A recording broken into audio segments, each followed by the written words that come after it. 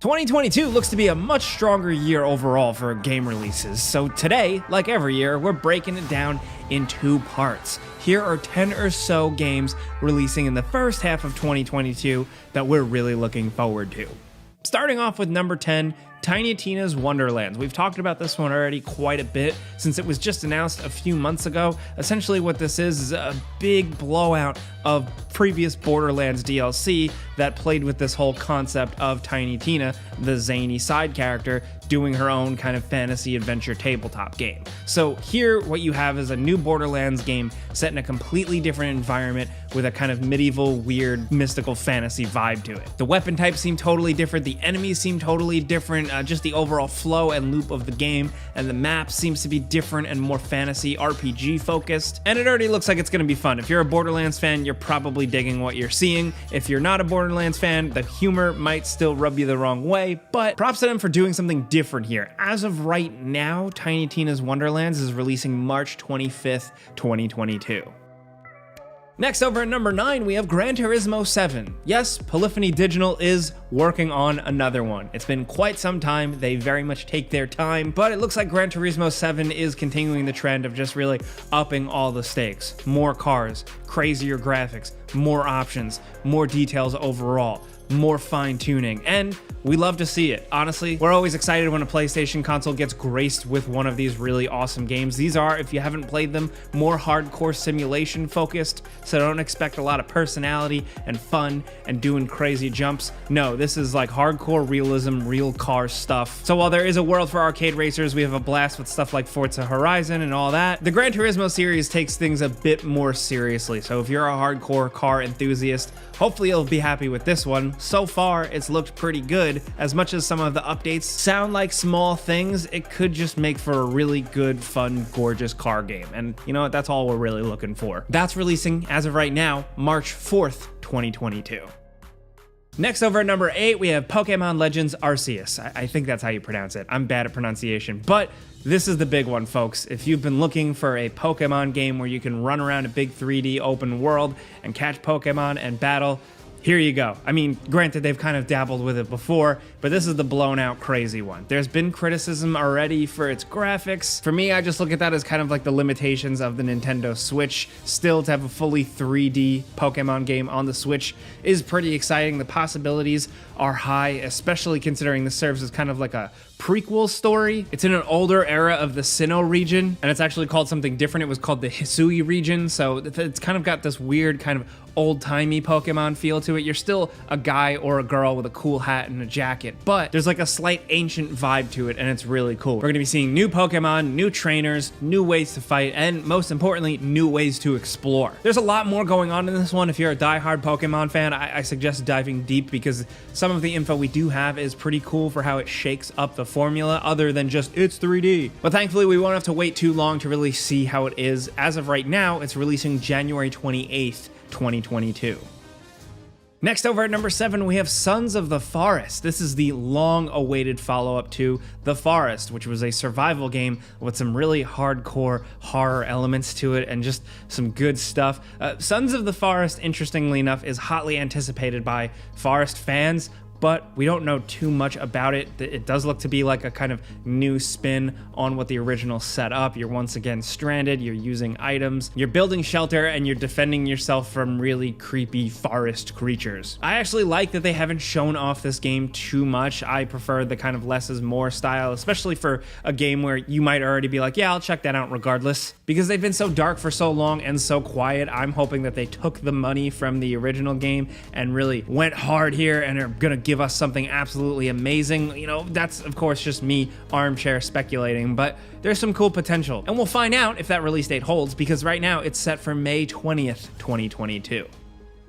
Now, next over at number 6, we have Sifu. This is my personal most anticipated pick, just because of how cool it looks. I love games like this, especially from developer Slowclap. These are the people behind Absolver, which was a pretty intense game with a hand-to-hand fighting system and a lot of challenge. This seemingly takes that gameplay framework, that combat system, and applies it to a different real style of game. There seems to be this mechanic where every time you die, you come back older, but just what they have going on here with the fight scenes, the way you can grapple and counter and fight enemies and use objects in the environment or use the environment itself to win seems so satisfying. If you played Absolver, you know that combat system absolutely hits. Even if the rest of the game was just kind of like, that combat system is top tier. So for them to use that again and hopefully expand on it makes me just absolutely bet on this game. Next, over at number 5, we have Forspoken, which is the Square Enix action-adventure RPG that obviously looks like a really gorgeous tech demo, but is starting to reveal itself as a full game. At the time of making this video, a bunch of new gameplay videos have dropped, and it seems interesting. It's still a bit too early to tell, but the concept of you just kind of being a regular girl thrust into this weird fantasy world and using these cool powers, it's kind of almost like Infamous, but like you're a mage casting magic, seems pretty cool. Not to mention the fact that like just the visual style, the dialogue, the music, the art direction, all of that seems to be top tier, big budget AAA stuff. We're just hoping that the actual meat of the game, the gameplay, the exploration, and that story can really live up to what on the surface looks pretty cool. Forspoken is releasing on PC and PS5 as of right now. The news reports that it is a 2-year PlayStation exclusive, and we'll be playing that May 24th, 2022. Next, over at number 4, we have Stalker 2: Heart of Chernobyl. Now, the Stalker series is an absolutely legendary PC series. It's what a lot of PC gamers think of immediately when you think of the early 2000s games, and just how it pioneered open world kind of survival horror resource management stuff in like a fun post-nuclear disaster world, and it seems like they're doing it again, but this time with a crazy budget and sick graphics.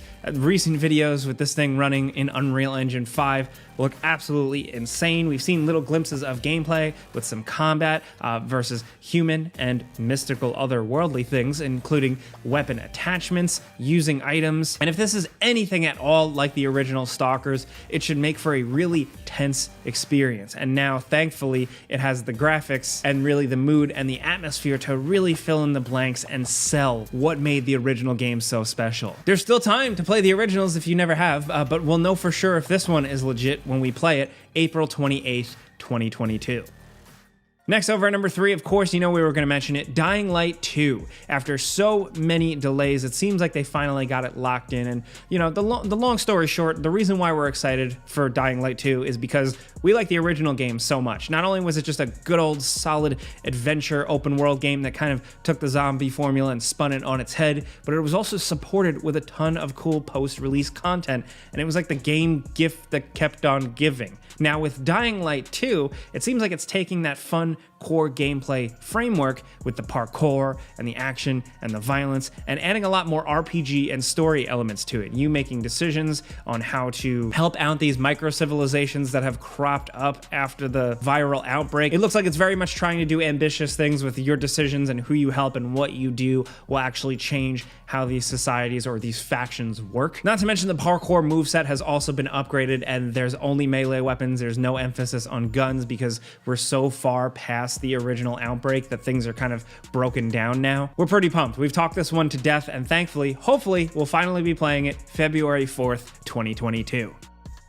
Now down to number 2, we have Horizon Forbidden West. Now this just looks like an absolute blowout compared to Horizon Zero Dawn. It looks like they're taking everything but making it bigger, better, and crazier. As you can see here, the combat and the action looks absolutely stunning. The amount of destruction to the enemies, the enemy types themselves, the speed of it all seems really cool. Not to mention the beauty of the world. It's Aloy on a new adventure, new regions, new cultures, and apparently more of an emphasis on questing and towns and RPG stuff that we love. Apparently NPCs are going to be much more interesting this time around. Me personally, I liked Horizon Zero Dawn quite a bit, but I didn't love it head over heels. This one seems like it's really going to take it to the next level. Thankfully, we won't have to wait too long either. It's releasing February 18th, 2022. Now, finally, at number 1, of course, it's Elden Ring. What more can you say about this long-anticipated game from Software, the people behind Demon's Souls, Dark Souls, Bloodborne, Sekiro? This is their next big thing, and it's very much taking the Soulsborne formula and framework and putting it in an open-world setting. And from what we've seen so far, it doesn't look like they're half-assing it. It doesn't just look like Dark Souls, but in an open world. The way they've talked about how they're designing the bosses and how the flow works from the open world into dungeons seems to be pretty creative and also freeform, giving you a lot of choice. There's a jump button now, which is insane and really changes things up. The summons look cool. Everything about this game looks cool. If you're a fan of these games, if you're a fan of From Software, there's really, I can't say anything. There's nothing that you don't already know, or there's nothing else to get you excited. You either know or you don't know. You're in or you're out. Fingers crossed there's no more delays on this one, and really every single other game in this list. But Elden Ring is releasing for all the major consoles on February 25th, 2022. But we also got some bonus games for you worth mentioning. Of course, Destiny 2 is getting the Witch Queen update expansion February 2022. Crossfire X, the first-person shooter, big in Asian territories, now with a campaign, is releasing on Xbox consoles February 10th, 2022.